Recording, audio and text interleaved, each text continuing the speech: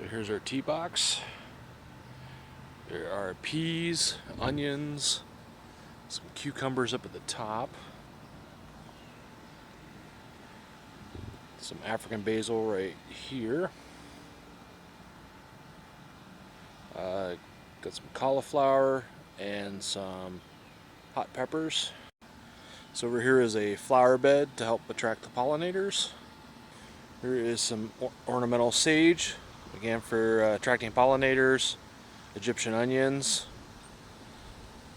And this is the structure built out of cattle panels to help support up the tomatoes and pole beans. This box has tomatoes, peppers, and some companion planting with some Elysium, a little bit of radishes. These trays here are some lettuce that I'll transplant in about a week or two. More tomatoes here, and these are using a different style tomato clip on a piece of bamboo, and then once the plant gets tall enough, it'll be woven through the cattle panel, and that'll be how I support it. Companion planting with some marigolds in here to help with the bugs. Over here I have some pole beans. These are seeds I saved from last year. And some nasturtiums, more hot peppers, a little bit of lettuce just transplanted today. These are some backup pole beans in case I have an issue with bugs, and some squash for later on. More tomato plants. These will be cherry tomatoes. And a few herbs. Got some rosemary, not rosemary, some thyme and oregano, and some parsley, some chives, more marigolds, another variety of pole beans, along with some garlic and yellow onions, and some more hot peppers. Some of those are from the store. The cherry bombs will be from the store. I got some habaneros from the store. It's usually one of our favorites for hot sauces. More of these heirloom tomatoes. These are the ones that'll get like 14 foot tall indeterminates. And then right here we have some actual parsnips that I'm letting go to seed for next year's planting. And it's helping to shade out some carrots over here and some more tomatoes.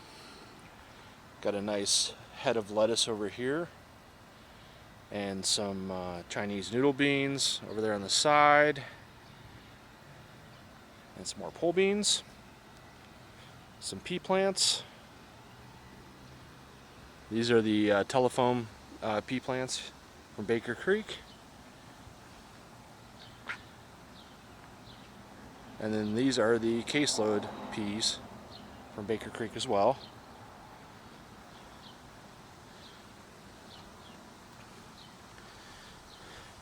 And then this is the back side of the garden boxes. And a bunch of grape plants. Those are Concords. Here are my fox grapes. I've got a composter. More wildflowers hidden here in the garden area. A rain garden.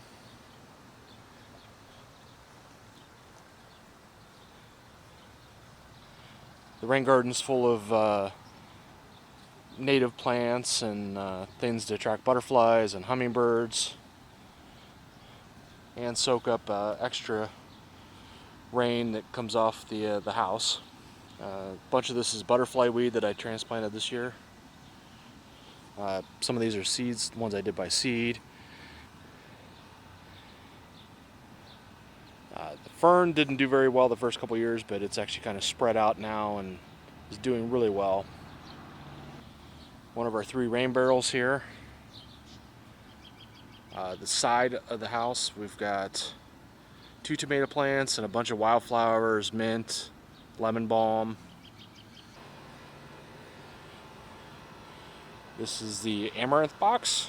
Got 2 varieties of Amaranth in here and a nice basil plant.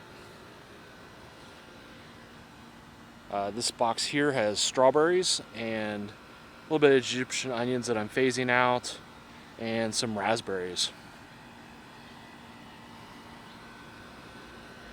Bunch of milkweed that I transplanted. I like the smell of it, and it helps attract pollinators. Sorry about the air conditioning noise. More raspberries. I've got some ground cherries growing underneath, but they need a little more sunlight.